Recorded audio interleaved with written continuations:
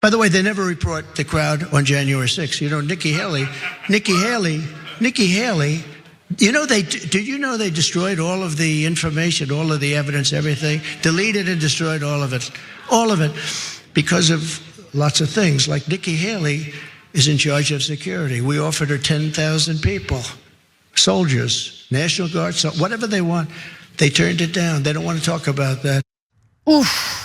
Donald Trump confused Nancy Pelosi for Nikki Haley, naming his Republican primary opponent 4 separate times as he was trying to attack Nancy Pelosi for her alleged handling of the January 6th riots. Dementia. Okay, now that clip is from last Friday during a New Hampshire rally, and Nikki Haley, I guess to her credit, because she's been a little sheepish in attacking Trump, actually used this as an opportunity to criticize Trump's blunder and basically went after his age and possible mental decline. Let's watch. He claimed that Joe Biden was going to get us into World War II. I'm assuming he meant World War III. He said that he ran against President Obama. He never ran against President Obama. He says that I'm the one that kept security from the Capitol on January 6th. I was nowhere near the Capitol on January 6th. But Margaret, you don't be surprised if you have someone that's 80 in office. Their mental stability is going to continue to decline. That's just human nature. We know that. What I'm saying is, first of all, you're talking about somebody who's only going to be in office 4 years. Secondly, you're talking about someone who continues to, I mean, look, I don't know if he was confused. I don't know what happened, but it should be enough to send us a warning sign. Meanwhile, Trump keeps bragging about how he's acing dementia tests, including this past Saturday, just one day after mixing up Nikki Haley and Nancy Pelosi. A few months ago, I took a cognitive test. My doctor gave me. I said, give me a cognitive test just so we can, because you know what the standards were. And I aced it. I also took one when I was in,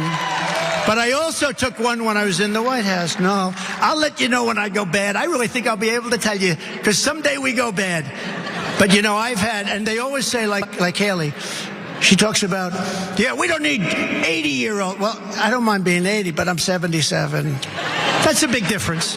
But he wasn't done yet, because the following day, on Sunday, during an interview with Bret Baier, he bragged about the tests again when asked about Nikki Haley's attacks against him. She said, are you mentally fit? Is basically what she said. How do you respond to that? Well, I did a cognitive test recently and I aced it. And when I refer, like for instance, oftentimes I'll say purposely about Obama and I'd interchange it with Biden because I believe Obama has a lot to do with what's happening and destroying our country. And I'll interchange and they'll just say, oh, he said, or I'll imitate Biden walking into a wall or not being able to find his way. And the fake news will go out and they'll say, oh, he actually had a hard time when I'm doing an imitation, and everybody understands it. No, I don't think she could pass the test that I passed. I passed much harder test than she does, and she's just trying to get a little nasty because she came in third place. She wanted to come in second, and she wasn't even that close actually to second. You gotta stop bragging about the dementia tests. You have to stop. He did it on Saturday, he did it on Sunday. Cenk, I thought we were done with it. But he did it again today. One more video? Yeah. Just one more video, go. She keeps bringing up your age lately. What do you say about that? Well, I think I'm a lot sharper than her. I would do this. I would sit down right now and take an aptitude test, and it would be my result against her result, and she's not going to win. She's not going to even come close to winning. In fact, when I heard the word cognitive, I've taken 2 of them now. I took one with Doc Ronnie, who's now a fantastic, White House doctor, and a fantastic congressman from Texas, Admiral, the White House doctor, Ronnie Jackson, and he's now a great congressman from Texas. I took one then, and I took one recently. I think the result was announced, and I aced it twice. I aced it. But I would say that, I've actually called for a cognitive test for anybody running for president, because I actually think that's a good idea. It'd be nice to have an intelligent person be president. Indeed, it would be nice. Cenk, thoughts? Okay. I have a lot of thoughts, but I'm going to give the first comment to one of our members. Post-traumatic self disorder said he's got a good theory on why Trump keeps bragging about it. Said clearly the only test Trump's ever passed. Okay, that might be a great reason why he keeps bragging about it, and that's really funny. $100 Blue Apron gift card. Hey, it pays to watch the show live. It does. Okay? It does. We read member comments. You got a good one. We reward you. Rewards at tyt.com. But we know you're a member. So. Now let me give you my commentary on it. Number one, I think there's a reason why he took that test recently. Because why bother taking it again? Because there must have been concern inside his camp. And so there's no way that Trump, for no reason at all, voluntarily takes that test again unless someone was concerned. Now they probably told him, now don't talk about it. It'll probably raise eyebrows as to why you took the test for no reason again.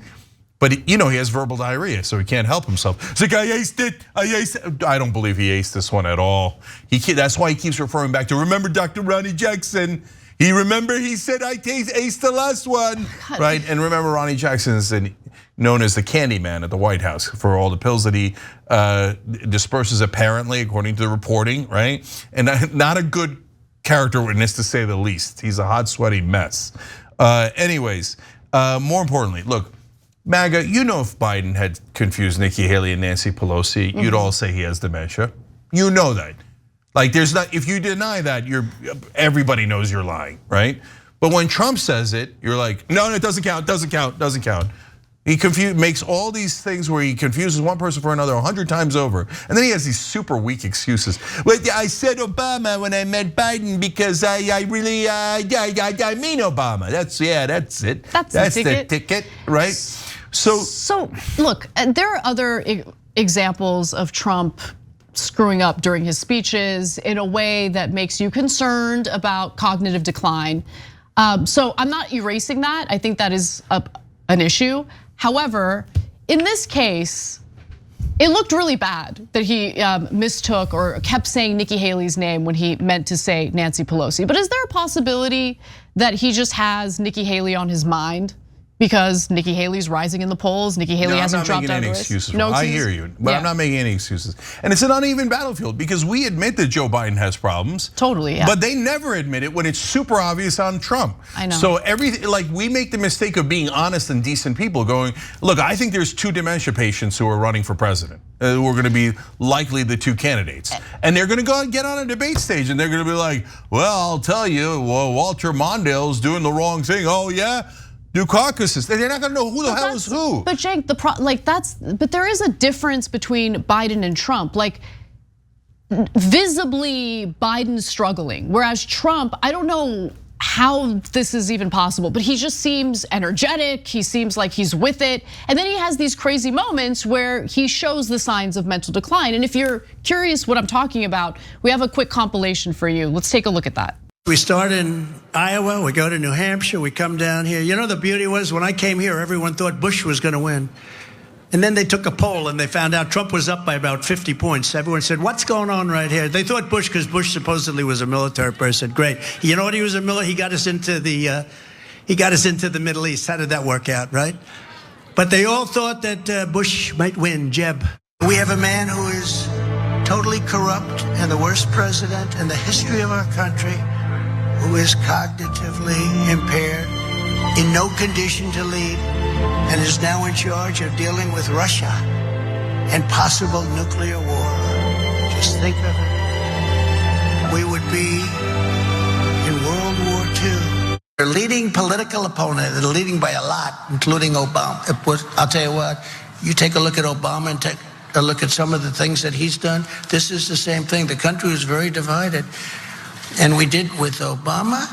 We won an election that everyone said couldn't be won. So, he meant to say World War III, he said World War II, he mistook Jeb Bush for George W. Bush. There was also the moment where he wanted to say origins, but kept saying oranges over and over again. I think that was just his dentures. Fairest show in America. Oh, okay. Okay, sure. The origins and oranges one, but everything else, I mean, look, he's talking about how George Bush got us into Iraq and he was running against Jeb Bush. He says Jeb at the end, but guys, that's a giant mistake. That's not like, hey, I said Jeb and I meant George or vice versa. He described how he was running against Jeb Bush and then he described George Bush's career. It's 2 different people. If Biden had done that, every MAGA person would say full-blown dementia. Right. Now, Trump has another problem, which is Biden, I'm not a big fan of Biden, as you might be able to tell. He's lucky to be at 100 IQ, which is average, right? But when he's got mental decline, maybe he drops to 80. Trump started at 40, he dropped to 20. I mean, there isn't much left, right? And so, and last thing is, yeah, this is just a side comment that's just funny. If you notice on the Nikki Haley, Nancy Pelosi flub, he was originally complaining that they were not giving him credit for how large the crowd was on January 6th. I know. He's so obsessed with size. I mean, that's also telling in a different way. But really, if you have to brag that your like your treasonous rioters were really large crowd, you might be going in the wrong direction. Unless, of course, you're a Republican, in which case they'll celebrate you.